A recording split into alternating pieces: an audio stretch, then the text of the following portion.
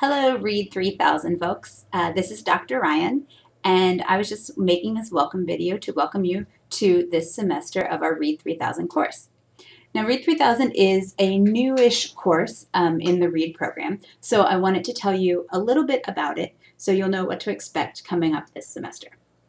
The first thing I want to tell you about READ3000 is I'm really excited about it. Miss Tanya Cannon and I designed it last year.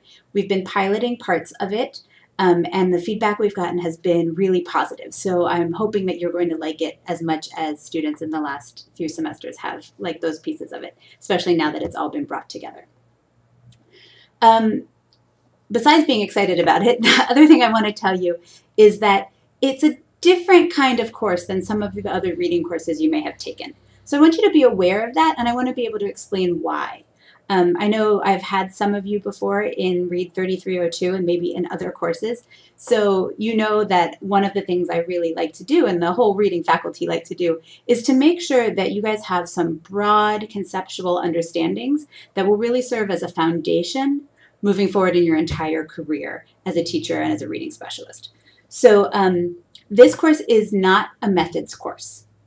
Okay, that's really important to understand. It's not a methods course. 3301 is a methods course, right? You learn what to do with kids in a certain day and time, right?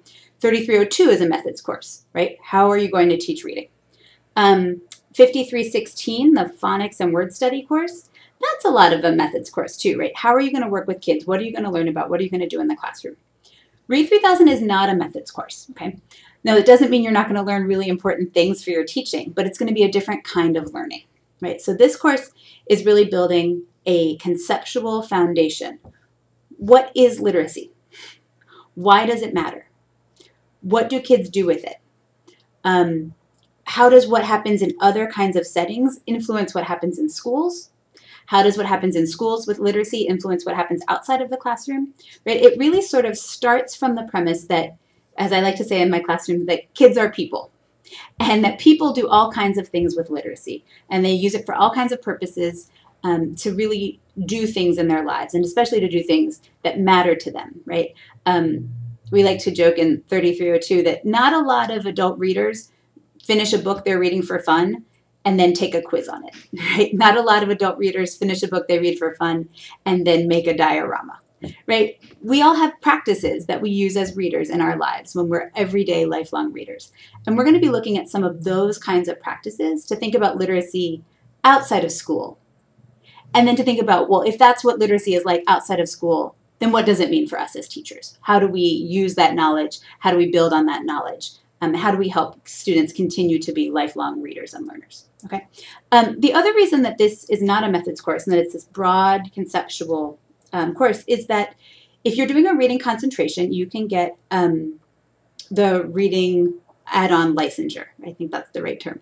And that is a K12 endorsement, right? So we want to make sure in the reading program that our curriculum is preparing you effectively to think about literacy for K12 students, right? So even if you're going to get an elementary degree, if you're getting a reading add-on licensure with your reading concentration, then we're telling the state, hey, you've learned about reading K12. So this is a course that's going to start to do that. So there are going to be times when we're asking you to learn about adolescent literacy, even if you're an elementary teacher. Because again, we're helping you be prepared to think about reading K12 since that's really the add-on that you're getting. And also, of course, because you're coming out with that license and that add-on, we're also telling your future principals and whatever that you guys are really informed professionals, right? That you know a lot more just than a person who's taken those 2 methods classes. That you have a broader understanding of what reading as a field is talking about. That you've thought about some of these issues, and again, that you're prepared to use all of that knowledge in your classroom with kids. So I hope that gives you some understanding about why this course might feel a little bit different.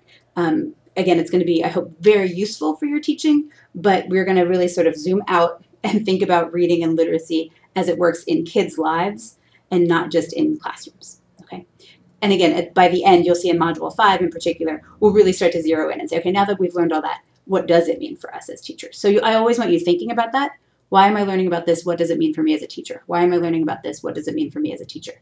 It just means we're not going to start in the classroom. We're going to build that larger understanding. Okay? And if you have questions about any of that, I'm happy to talk with any of you more. Because it's a course that isn't about learn this technique and learn this technique and learn this technique, but instead about building understanding, that means that the readings are really important, especially when the course is taught online. That's the meat of the course, right? That's the content.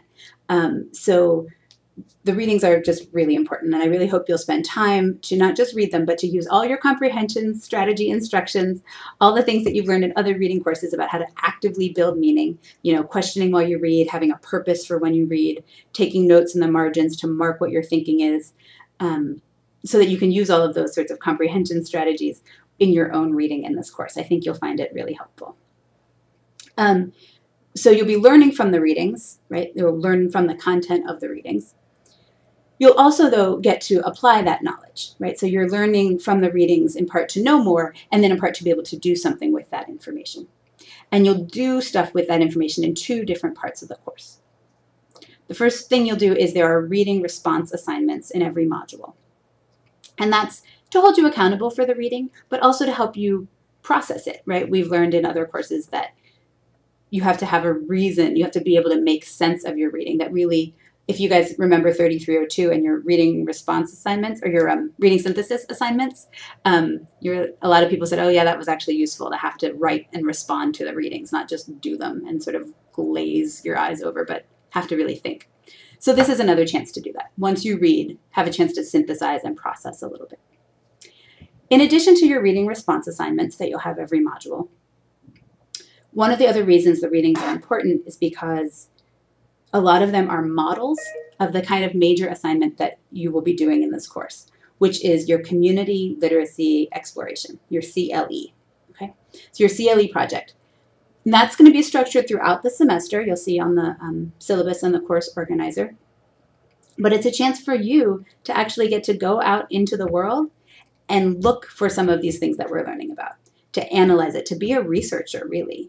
To be a researcher who starts to look closely at what's happening in people's lives, and then to think really deeply about, now that you know that, what does it mean for you and the instruction that you want to provide your students.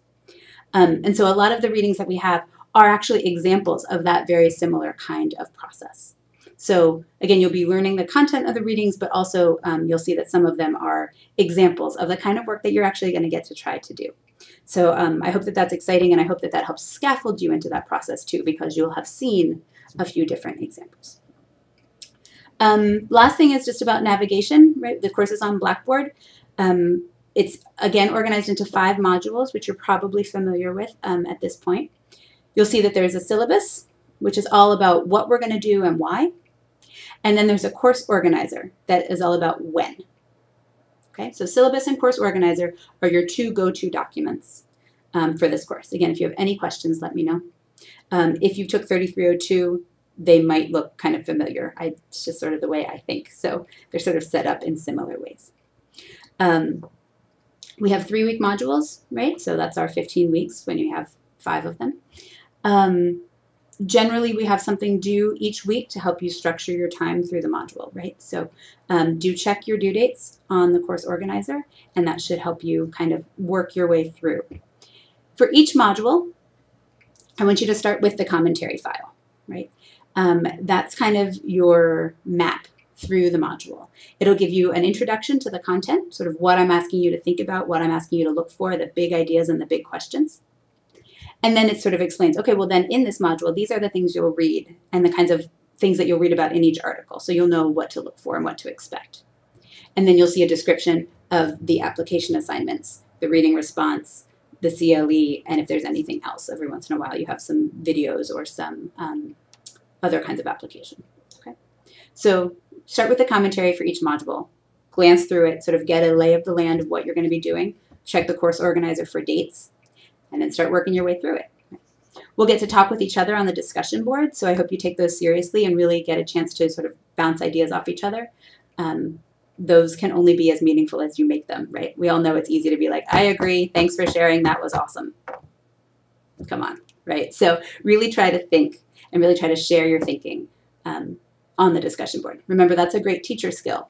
Tuning into our own reader brains. What is it that I'm thinking? What is it that I want to say? How can I start a positive discussion? How can I facilitate an ongoing discussion, right? So even all of that little stuff, it's not just procedural. It's really about working on your teaching skills and your reading skills. So I think that's about it. I just want you to know that I am here, even though we are online. Many of you are on campus. You're welcome to come by my office. I'm also happy to Skype or talk on the phone if that works as well. I have office hours Tuesday and Thursday afternoons, but I'm happy to set up appointments at any time with anybody. I really like working with students. I love being a teacher. So really, really, really don't wait till it's too late. Contact me if there's any trouble, if you have any questions. If you just want to say, I think I got this, is that right? Bring your friends when you come. If you want to come in a group, you don't just have to come by yourself.